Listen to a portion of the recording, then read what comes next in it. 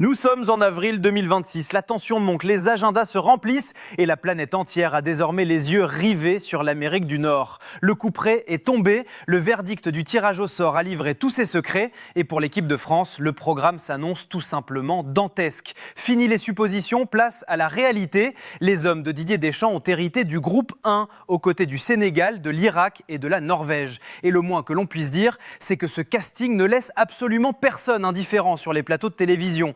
L'adjectif historique est lâché et il n'est en rien usurpé. Les mathématiques sont d'ailleurs implacables pour le prouver. Si l'on prend la moyenne des classements FIFA des 4 équipes qui composent cette poule, on atteint la 25e place mondiale. C'est officiel, statistique à l'appui, l'équipe de France est tombée dans le groupe le plus relevé de toute cette Coupe du Monde 2026, loin devant les poules de l'Espagne, du Portugal ou des Pays-Bas.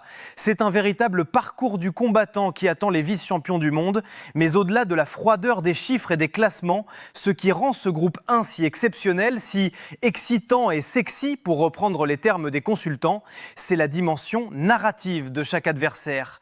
3 nations, 3 histoires bouleversantes, 3 quêtes d'absolu, et la première montagne qui se dressera sur la route des Bleus, le 16 juin prochain sous les projecteurs de New York, n'est autre que le Sénégal. Et attention, on ne parle pas ici d'une simple équipe de football, on parle d'un groupe en véritable mission commando. L'analyse de Jérémy Janagro sur le plateau est saisissante. Les lions de la Teranga ne viendront pas aux États-Unis pour faire du tourisme.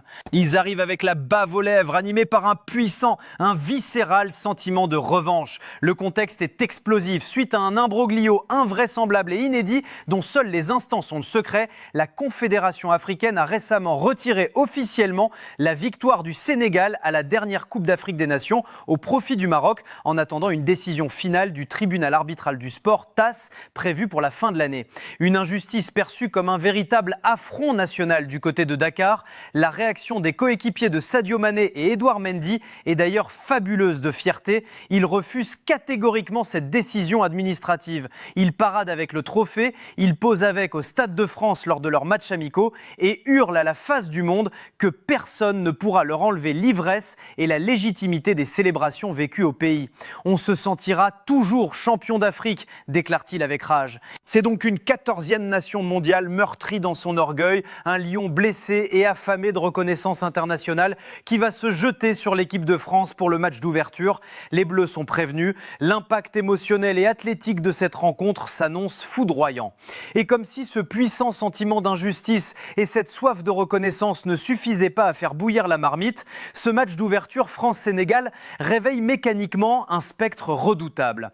Pour toute une génération de supporters français, ceux qui étaient au collège ou au lycée à l'époque, cette affiche agit comme un miroir braqué sur l'un des plus grands traumatismes de l'histoire tricolore, le match d'ouverture de la Coupe du Monde 2002. Souvenez-vous, la France arrivait avec l'arrogance légitime du champion du monde et d'Europe en titre, le Sénégal, novice, se dressait face à elle, et puis la foudre a frappé, le but mythique de feu Papa Bouba Diop, la victoire 1-0 des Lions et le début d'un fiasco monumental pour les Bleus, éliminés au premier tour sans marquer le moindre but. A l'inverse, ce match fonda la légende sénégalaise, propulsant l'équipe jusqu'en quart de finale, après avoir sorti la Suède sur un doublé d'Henri Camara, avant de tomber face à la Turquie sur le fameux but en or. Prouver qu'ils peuvent faire encore mieux que leurs glorieux aînés, c'est dire le poids psychologique étouffant qui flottera dans l'air new-yorkais. Mais l'histoire de ce groupe 1 ne s'arrête pas là.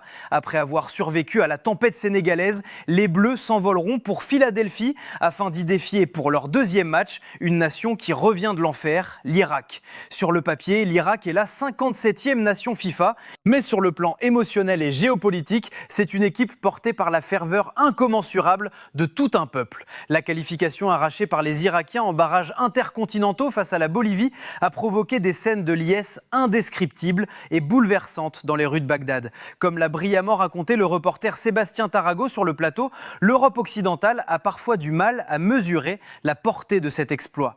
Pour un pays qui a tant souffert, martyrisé par la guerre et l'instabilité tout au long du XXIe siècle, cette qualification au mondial représente bien plus que du sport. C'est une immense catharsis, un sentiment de libération nationale. Le parcours sportif pour décrocher ce billet pour l'Amérique relève de la pure science-fiction. Écoutez bien ces chiffres vertigineux. L'Irak a dû survivre à 5 phases de qualification, disputer 20 matchs coups près à travers 12 fuseaux horaires différents, allant du Moyen-Orient Moyen-Orient jusqu'à l'Amérique du Sud en passant par l'Asie, quand la France, elle, a tranquillement géré ses éliminatoires sur 3 fuseaux horaires.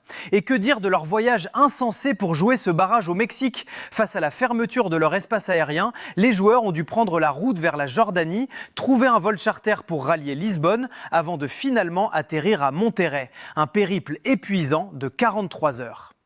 40 ans après leur dernière et unique participation en 1986, les Lions de Mésopotamie sont de retour et ils n'ont absolument rien à perdre. Leur sélectionneur a d'ailleurs prévenu le monde entier avec une phrase qui sonne comme un cri de ralliement. Nous allons jouer la France, le Sénégal et la Norvège.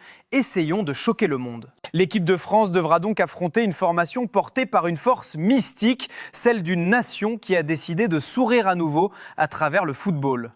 Pour clôturer cette phase de poule infernale, après le choc émotionnel sénégalais et le supplément d'âme irakien, l'équipe de France posera ses valises à Boston pour y affronter son ultime adversaire. Et quel adversaire! Oubliez les vieux clichés sur le football scandinave rugueux, froid et purement défensif. La Norvège qui se dresse sur la route des Bleus est une véritable anomalie. Une anomalie dotée de ce que l'on appelle communément une génération dorée. Actuellement 31e nation au classement FIFA, cette équipe possède tout simplement l'une des forces de frappe les plus terrifiantes du football moderne.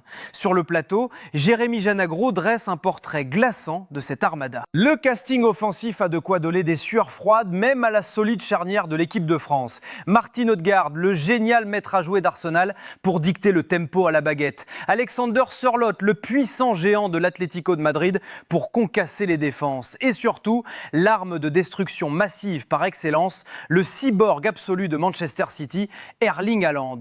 Mais pourquoi cette équipe de Norvège est-elle si particulièrement redoutée pour cette édition 2026? La réponse tient en un mot: la frustration. Jusqu'à cette année, cette génération exceptionnelle était frappée d'une véritable malédiction sportive, s'effondrant systématiquement sur la dernière marche. Souvenez-vous, pour le mondial 2022 au Qatar, il rate l'avion pour 3 malheureux petits points coiffés au poteau par les Pays-Bas et la Turquie. Pour l'Euro 2024, nouveau fiasco, terminant à 10 points de l'Espagne. C'est bien simple, avant de valider son ticket pour l'Amérique du Nord, la Norvège n'avait plus participé à la moindre grande compétition internationale depuis l'an 2000, 26 ans de traversée du désert. L'anecdote partagée par l'équipe de l'émission concernant Erling Haaland est d'ailleurs fascinante et résume toute la faim de loup qui anime ce joueur. Haaland est né le 21 juillet 2000. Conséquence vertigineuse, avant cette année, l'un des meilleurs attaquants de la planète n'avait absolument jamais vu son propre pays disputer un tournoi majeur de son vivant. S'ajoute à cela une motivation intime et familiale poignante. Son père, Alf Inge Haaland, avait disputé la Coupe du Monde 1994 sur le sol américain. 30 ans plus tard, le fils prodigue vient boucler la boucle et accomplir sa destinée. Et croyez-moi, pour briser ce plafond de verre, les Norvégiens n'ont pas fait dans la dentelle. Ils ont littéralement pulvérisé les éliminatoires, signant des résultats qui feront date. 100% de victoire et un record hallucinant de 37 buts marqués en seulement 8 matchs. Le cyborg Haaland a bien évidemment terminé meilleur buteur de la phase de poule. Lors de ce dernier match de groupe à Boston, l'équipe de France fera donc face à une attaque en fusion programmée pour marquer l'histoire et rééditer l'exploit de leurs illustres aînés de 1998 qui s'étaient offert le luxe de battre le Brésil de Ronaldo. Vous l'aurez compris, dans ce groupe I, il n'y aura aucun répit. Face à ce tableau vertigineux d'adversaires aux dents longues, comment réagit-on du côté des observateurs tricolores? Sur le plateau, l'annonce de ce tirage au sort a provoqué une véritable onde de choc, scindant les consultants entre une profonde inquiétude sportive et une excitation journalistique non dissimulée. Car si ce groupe 1 s'annonce comme un traquenard absolu pour les joueurs, il représente en revanche le groupe rêvé pour raconter de grandes histoires et vibrer devant son écran. Le premier à dégainer son analyse est Swan Borsellino qui tente d'abord de tempérer un peu l'emballement général. Si le terme historique s'applique parfaitement à l'épopée bouleversante de l'Irak, il refuse d'utiliser les adjectifs excitants ou sexy pour qualifier ce tirage. Pour lui, la donne a changé avec le nouveau format de la compétition à 48 équipes. Sachant que la plupart des meilleurs troisièmes accéderont au tour suivant, la véritable peur de l'élimination précoce est légèrement diluée. Le match face à l'Irak reste, sur le papier, largement à la portée des Bleus pour assurer un filet de sécurité comptable. Cependant, Swan concède bien volontiers une chose fondamentale. Pour sa génération, ce groupe a une saveur extrêmement particulière. Le traumatisme de la défaite de 2002 face au Sénégal, vécu dans les cours de récréation, au collège ou au lycée, a laissé une cicatrice indélébile. Revoir cette affiche en match d'ouverture est un clin d'œil de l'histoire que tout le monde attendait secrètement. Et s'il tente de relativiser la peur de l'élimination, il lâche tout de même une phrase qui en dit long sur la densité de la poule. Le Sénégal et la Norvège, ça a quand même des tronches de quart de finalistes faciles. Autrement dit, la France va affronter dès le premier tour des équipes qui ont l'étoffe et le talent pour aller très très loin dans la compétition. C'est indéniablement l'un des groupes les plus relevés de ces dernières décennies pour l'équipe de France. Cette analyse trouve un écho retentissant chez Séverine, qui ne cache pas ses craintes, désignant immédiatement le Sénégal comme l'adversaire qu'elle redoute le plus. Impressionnée par la qualité de jeu déployée par les Lions de la Teranga lors de la dernière CAN, elle met en garde contre cette équipe clairement revancharde, prête à tout pour prouver sa valeur au monde entier après le déclassement administratif subi par la CAF. Mais là où le débat prend une tournure fascinante, c'est dans la lecture positive que fait Séverine de cette adversité. Pour elle, hériter d'un tel groupe de la mort est en réalité une véritable bénédiction déguisée. Dans une Coupe du Monde éreintante qui va durer 5 longues semaines, le pire ennemi d'une grande nation, c'est le faux rythme. C'est toujours mieux d'être directement mis dans le bain, argumente-t-elle avec justesse. Tomber dans une poule facile, affronter de petites nations et s'imposer sur des scores fleuves, 5-0 ou 6-0, donne souvent de fausses certitudes. Quand le niveau s'élève brusquement en huitième de finale, la chute est souvent brutale. Là, avec le Sénégal et la Norvège au menu, l'équipe de France n'aura pas le temps de tergiverser. Elle sera obligée d'élever son niveau d'exigence, de concentration et d'intensité dès la première seconde. C'est un crash test grandeur nature, idéal pour forger le mental d'un futur champion du monde. Pour mettre un point final à cette analyse vertigineuse de ce groupe de la mort, il fallait la sagesse et le recul d'un homme de terrain. Sur le plateau, c'est l'ancien joueur et coach Olivier qui se charge de siffler la fin de la récréation médiatique. Face à l'inquiétude ambiante et à la dramaturgie entourant ce tirage, son regard détonne par sa froideur et son pragmatisme absolu.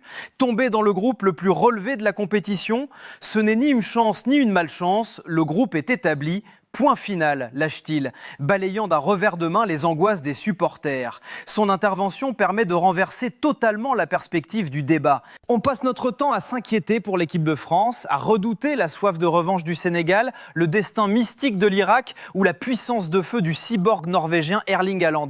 Mais on oublie l'essentiel, la terreur, la vraie, elle se trouve dans le camp d'en face. L'équipe de France débarque sur le continent nord-américain avec l'étiquette suprême de favorite numéro 1.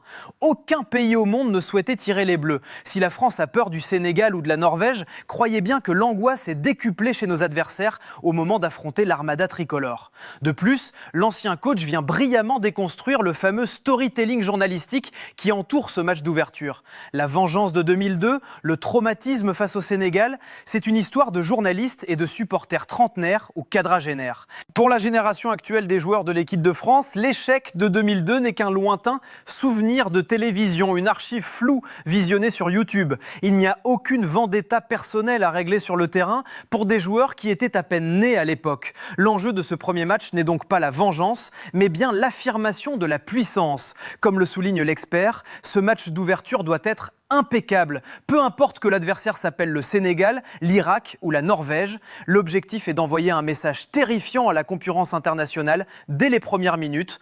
On est prêt, on est au rendez-vous, on va être très fort. Et pour orchestrer cette mise en orbite, l'équipe de France possède l'arme ultime sur son banc, Didier Deschamps. S'il y a bien un homme au monde capable de sublimer la pression, d'isoler son groupe des bruits extérieurs et de transformer l'adversité d'un groupe de la mort en une force mentale indestructible, c'est lui. L'intelligence tactique de cette génération française est supérieure et ce tirage historique pourrait bien être le plus beau des cadeaux pour nous offrir une Coupe du Monde 2026 de légende. Les dés sont jetés, le casting est digne d'un film hollywoodien, il ne reste plus qu'à écrire l'histoire. Et vous, la grande famille CAN Inside, que pensez-vous de ce tirage incroyable? Est-ce selon vous le groupe le plus difficile de l'histoire récente des Bleus? Combien de points la France va-t-elle prendre dans cette phase de poule infernale?